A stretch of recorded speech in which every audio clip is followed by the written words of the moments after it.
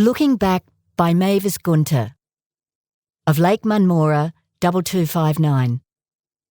Narrated by Janine Penfold. Respect. From the doorway of the shop where I worked, I could observe the passing cars and occasional horse-drawn sulky or cart.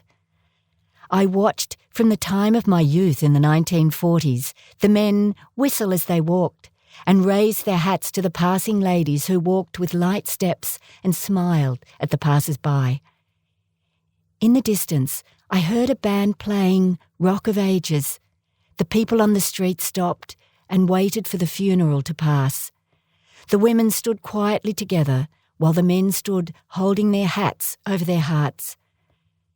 The hearse was followed by cars with their headlights on to let others know not to break into the procession. It would be a long, slow drive to the cemetery for the well-loved 90-year-old Salvation Army lady. Before going on their way, small groups of strangers gathered to discuss the sad passing. Freedom.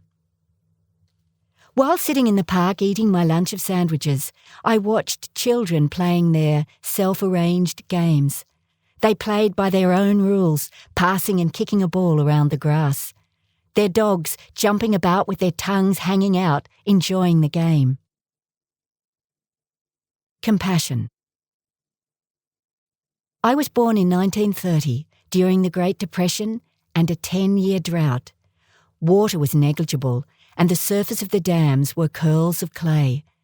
The grass in the paddocks had dried brown and blown away, leaving a hard, bare earth. Animals were turned loose to find food and water wherever they could. One day, I walked around the front garden where a horse stood at the gate. It hung its head low, its ribs barely covered by scraggy hair, its hip bones protruding from its hollow stomach. It looked at me with round, pleading eyes. It was begging me to help. I filled a bucket with water and carried it outside the gate. I watched the horse's whiskers floating on the surface until it sucked all the water and the bucket was empty. It lifted its head and looked into my eyes, into my mind. If a horse can say thank you, that starving animal did. Love. As I walked in the garden, a magpie walked beside me. I asked it, "Are you hungry?" It looked into my eyes. I walked into the house and took a small handful of mince out of the fridge. I held it in my closed fist under the hot water tap so it wouldn't be too cold. When I went outside, there were two magpies. One had only one leg, standing beside the original bird. I gave the mince to the crippled magpie, and it took it from my fingers before it and its mate flew away. Trust. While sitting on a park bench in the garden and eating a slice of toast and jam, a currawong landed on the seat beside me.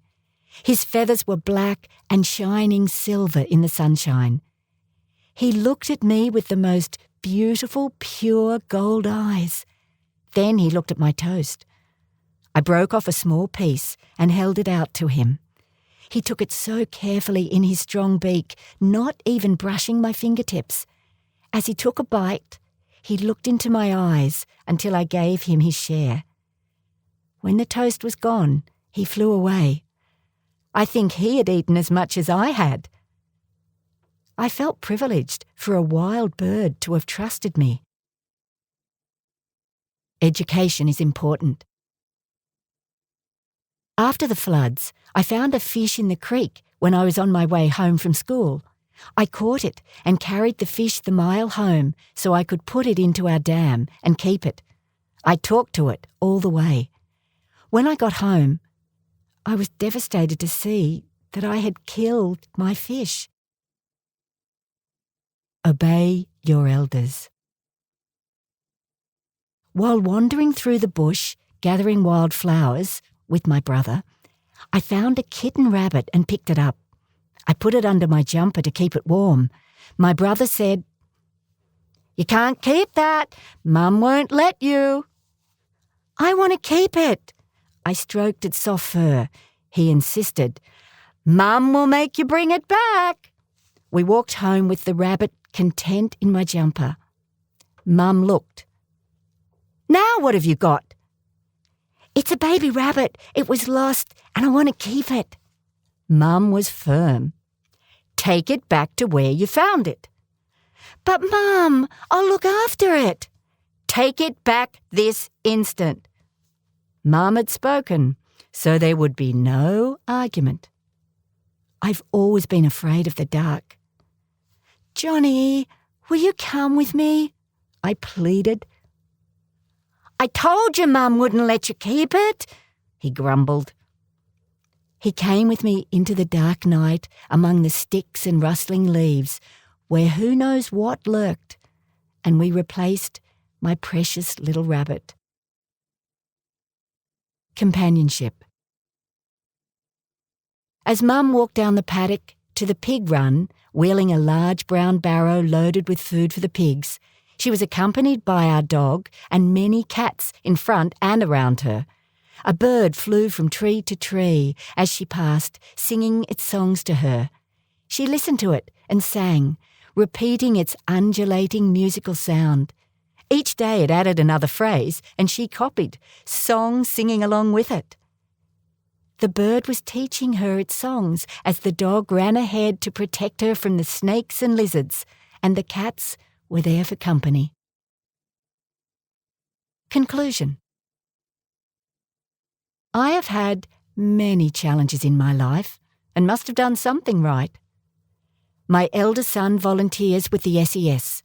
My next son cares for rescue dogs. My elder daughter was a nurse all her working life. My younger daughter volunteers for wires and riding for the disabled. The end.